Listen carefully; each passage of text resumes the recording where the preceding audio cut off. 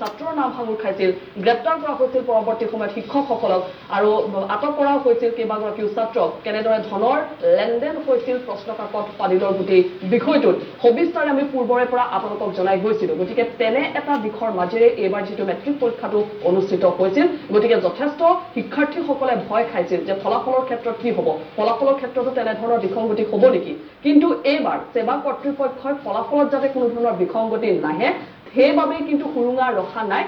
সেই হয়তো প্ৰায় 3 ঘণ্টাৰ পূৰ্বতে উল্লেখ কৰিছে যে আজি 10 বজাত মেট্ৰিক পৰীক্ষাৰ ফলাফল ঘোষণা কৰা হ'ব ইয়াৰ পূৰ্বে কিন্তু কেইবাদিনৰ পূৰ্বেই ঘোষণা কৰা হয় মেট্ৰিক পৰীক্ষাৰ ফলাফলৰ দিন তেওঁলোকে উল্লেখ কৰে শিক্ষাৰ্থীসকলৰ বাবে ৰাইজৰ বাবে কিন্তু এবাৰ সম্পূৰ্ণ ব্যতিক্ৰম এক প্ৰকাৰ ক'ব পাৰি বিসংগতিৰ ক্ষেত্ৰত কোনো সুৰুঙা ৰখা নাই সেৱা কৰ্তৃপক্ষই আমি অকণমান এবাৰ তেজপুৰলৈ আপোনালোকক লৈ গৈছো অৰ্ণৱ নাথ আমাৰ সৈতে সংযুক্ত হৈ আছে অৰ্ণৱ নাথ আপোনাৰ ওচৰলৈ আহিছো নিশ্চয়কৈ আপুনি বিদ্যালয়ত উপস্থিত আছে